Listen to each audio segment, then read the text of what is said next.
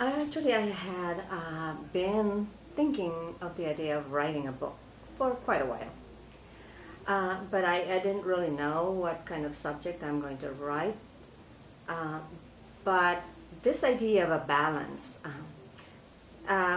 came to me as a gradual unfolding of an idea that I found a lot of concepts that are actually existing in a lot of the sciences and areas of life, and balance is a concept that nursing is using.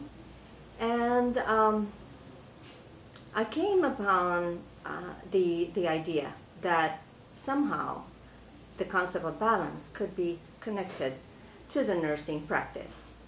And when I seriously started writing, it became clear to me that this is the central idea of the book that I'm going to write. The biggest thing, I think, is that people think that balance is such a simple word that they know all about it because it's so present in a lot of topics in our daily lives. Actually, we see the word balance just about every day. And because the simplicity of it, people think that they know what it is. But as I did my research, I discovered that actually balance has a lot of depth, a lot of breadth to it. It is a concept that is so universal that it affects all levels of existence. And actually, finally, I discovered that balance is actually the key to survival. And then when I actually started researching more about the concept of balance, I discovered the 5 elements that are necessary for survival. And those 5 elements I had mentioned in my book repeatedly are the concepts of adaptation, the concepts of equilibrium, homeostasis, the meeting of needs, and the concept of health. So those are the 5 elements of survival that actually I had, which constituted the core ideas in my book.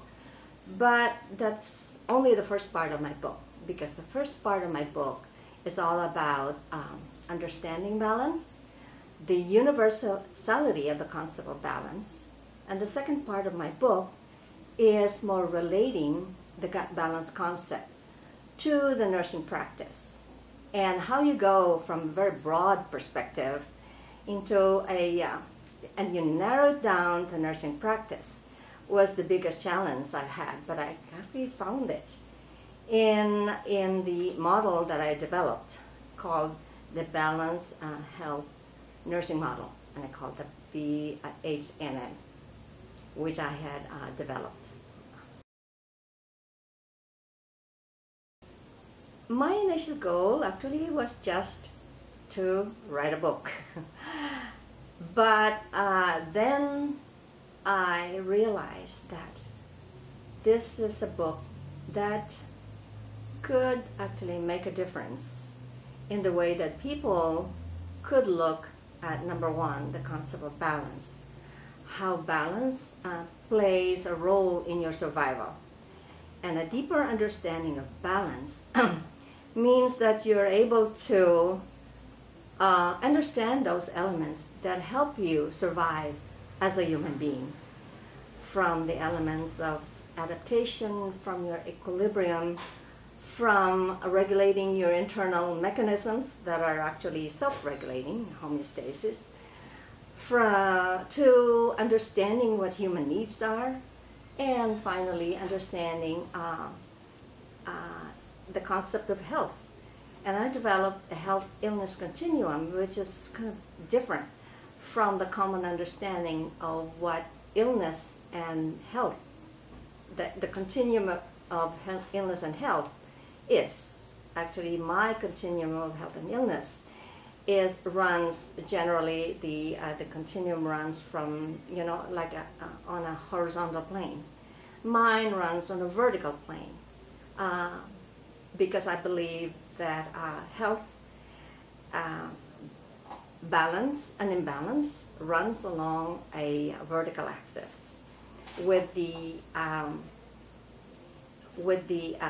forces of imbalance pulling your health down towards the negative side, which is downwards, and the forces of balance or health pulls you up towards the so-called what I have termed as a zone of equilibrium. This zone, which I also conceived as one of the main ideas in the book also, is that zone of equilibrium, which is the area where one finds the optimal level of health and well-being. And we could all strive towards that zone of equilibrium. We could self-define where we are in that zone of equilibrium. We could go away from it or towards it, depending on behavior. And actually behavior is one of the things that I also used the concept of behavior, because actually behavior is the key that unlocks those elements of balance. Without behavior, you cannot survive, without behavior, you cannot achieve equilibrium. Without behavior, you cannot adapt to changes in your internal and external environments.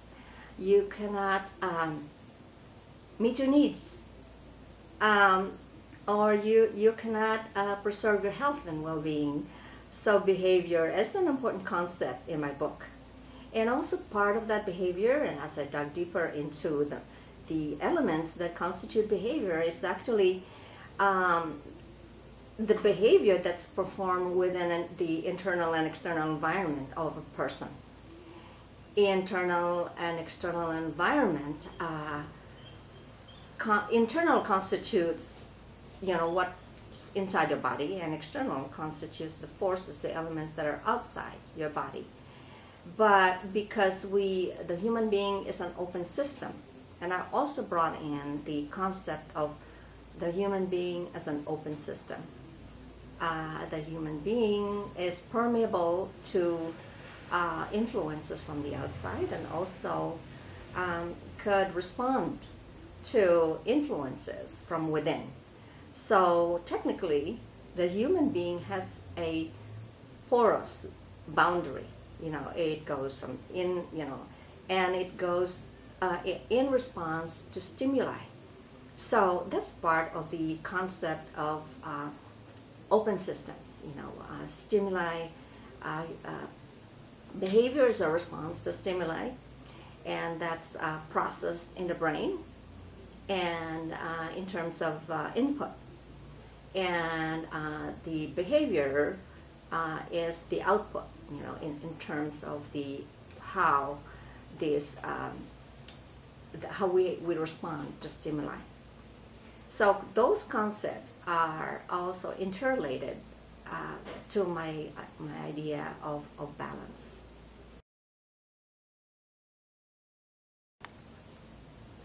I've met a lot of people because I was an educator.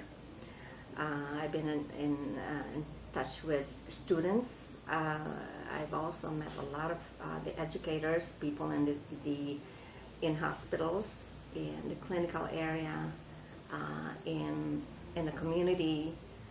I've been pretty active in advocating for the less advantaged, for the disadvantaged people in our community, like the elderly and the World War II veterans, and etc. But the thing that really stands out in my mind is the one incident, actually, where I was talking to my sister and describing to her about the concept of balance and all the related ideas.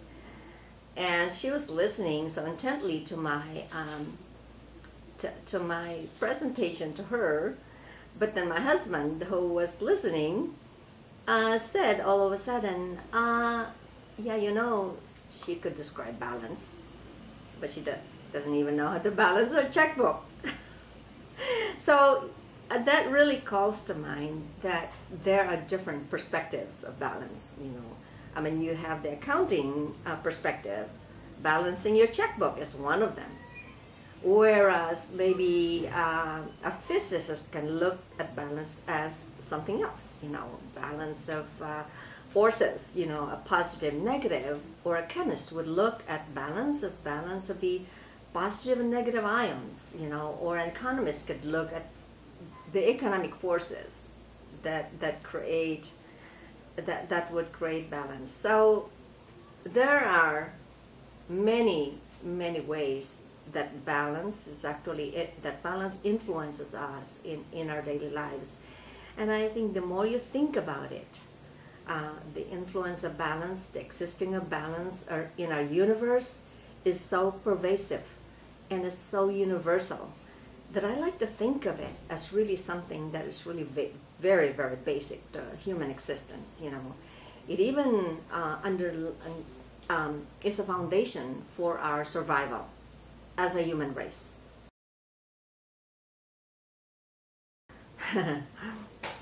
I wish that someone would ask me if I had a co-author.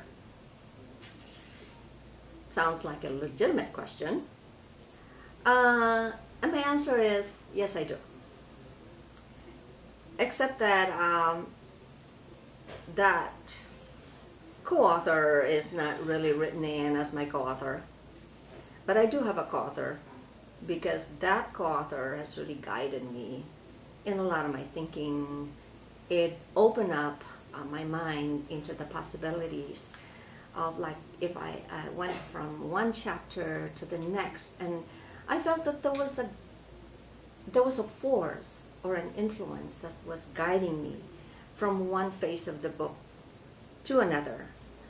And whatever it was, whether it was some creativity that was innate, or something that, or some force that had guided me, you know, through the process of this book.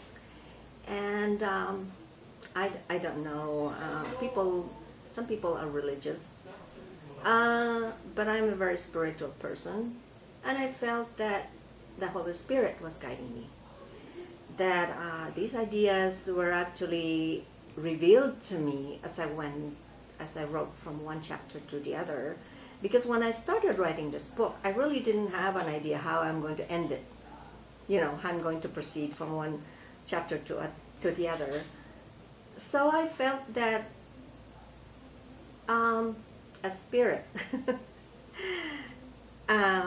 was guiding me in that direction. When I finally wrote the last chapter of my book, I felt that I was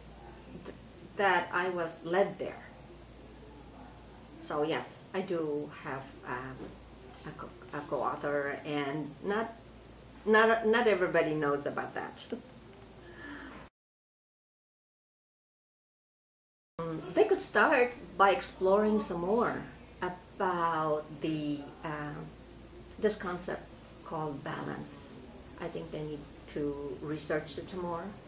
They need to look more in depth into what created balance, how it came about, what is its role in survival, what is its role actually in creating the universe that we live in. Because I believe that it's balance that helped create everything else.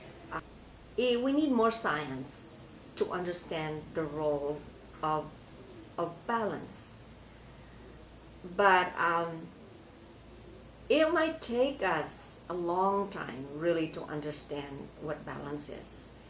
And what I've done is only scratch the surface. It's just barely, you know, trying to understand what it is. And in my search for the answers, you know, I was looking I was doing my research, and the more I did research on the concept of balance, the more I understood that there's really just one purpose of balance, and that is human survival. Everything is geared towards survival, and that is preservation of the human race. Without those, the human race will not exist, without those balancing forces. And I forgot to mention, there's also this balance-seeking behavior in all human beings. So perhaps we could do more research on that. And also, my hope is that nurse practitioners who are practicing nursing or nursing students can also look at my balanced health nursing model, which is the model that I developed myself, because it represents the whole confluence of all those models, all those ideas and concepts that are in the book that I had identified that could influence nursing practice. It is actually a new way. It's just a different way of practicing nursing. My balanced health nursing model is actually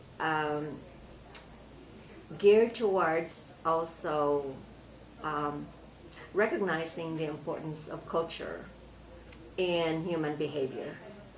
And culture affects us in a lot of ways. It had helped us adapt to our environment. It had helped us survive in a world that is affected by a lot of influences like technology.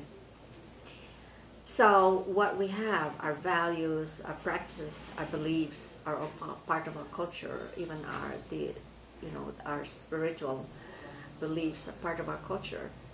And those are all incorporated as part of our nursing assessment as nurses.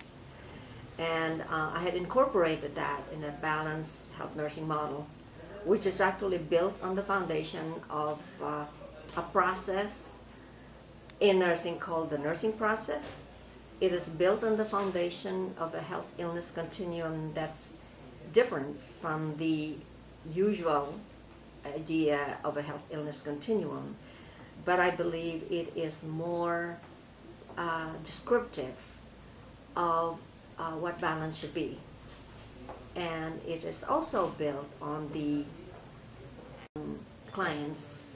We need to change their health-seeking behavior so that because through our knowledge and skills and our educational preparation, we're able to help them see new ways of behaving, see new ways of practicing health. And that's really part of our role. That's all part of the nursing process. And this balanced health nursing model helps us in our assessment of the total patient. I define balance in this book as the dynamic interplay of all forces that equalize each other within the internal and external environments of a person. So that is my definition of balance. It's a very simplified definition. But I think if you analyze it more deeply, it has all the elements that I think are necessary